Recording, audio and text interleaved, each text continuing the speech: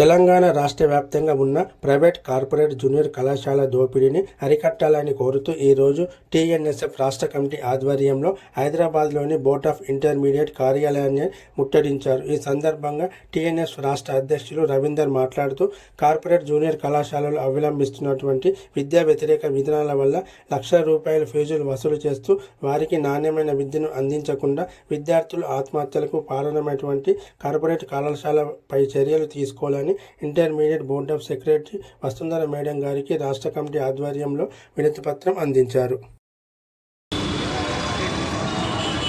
ఈరోజు టీఎన్ఎస్ఎఫ్ రాష్ట్ర కమిటీ ఆధ్వర్యంలో బోర్డ్ ఆఫ్ ఇంటర్మీడియట్ కార్యాలయం హైదరాబాద్లో ముట్టడి కార్యక్రమం నిర్వహించడం జరిగింది. తెలంగాణ రాష్ట్ర వ్యాప్తంగా ఉన్నటువంటి కార్పొరేట్, ప్రైవేట్ జూనియర్ కళాశాలల దోపిడీని అరికట్టాలనేటువంటి ఉద్దేశంతో ఈరోజు రాష్ట్ర కమిటీ ఆధ్వర్యంలో ఈ ముట్టడి కార్యక్రమం చేపట్టాం. ఈరోజు తెలంగాణ రాష్ట్రం ఏర్పడినటువంటి తర్వాత ఈరోజు కార్పొరేట్ జూనియర్ కళాశాలలు అనుసరిస్తున్నటువంటి విద్యా వ్యతిరేక విధానాల వల్ల ఈరోజు లక్షలాది రూపాయల ఫీజులను వసూలు చేస్తూ వారికి కావాల్సినటువంటి నాణ్యమైనటువంటి విద్యను అందించకుండా ఈరోజు విద్యార్థుల ఆత్మహత్యలకు కారణమవుతున్నటువంటి కార్పొరేట్ కళాశాలపైన చర్యలు తీసుకోవాలని చెప్పి intermediate board joint secretary Vasundhara మేడంకి ఈరోజు రాష్ట్ర కమిటీ ఆధ్వర్యంలో ఈరోజు వినతిపత్రం అందజేయడం జరిగింది.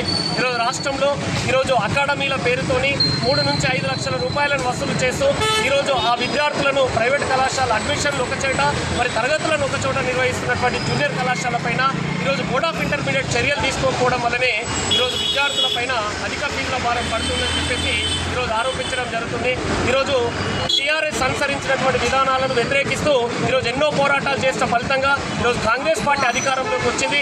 ఈరోజు పార్టీ అధికారంలోకి అయితే వచ్చింది, కానీ ఈరోజు రాష్ట్రానికి ఈరోజు విద్యాశాఖ మంత్రి లేకపోవడం అనేటువంటి చాలా బాధాకరం. ఈరోజు రాష్ట్ర ప్రభుత్వం ఇంటర్మీడియట్ జూనియర్ కళాశాలను జూన్ 1 నుంచి ప్రారంభించినప్పటికీ కూడా మరి ఫీజుల నియంత్రణ చేయడంలో పూర్తిగా విఫలం కావడం జరిగింది. ఈరోజు టీఎన్ఎస్ఎఫ్ రాష్ట్ర కమిటీ తరఫున ఒకటే విజ్ఞప్తి చేస్తూ ఉన్నాము, వెంటనే అధిక ఫీజులకు వసూలు చేస్తున్నటువంటి కళాశాల పైన ఈరోజు కోచింగ్ పేరిట, ఈరోజు ఈ ఎంసెట్, నీట్, ఐఐటి పేరిట ఈరోజు అకాడమీలను ఏర్పాటు చేసి మరి కోట్లాది రూపాయలను వసూలు చేస్తున్న వాటిపైన చర్యలు తీసుకోవాలని చెప్పి డిమాండ్ చేస్తూ ఉన్నాము.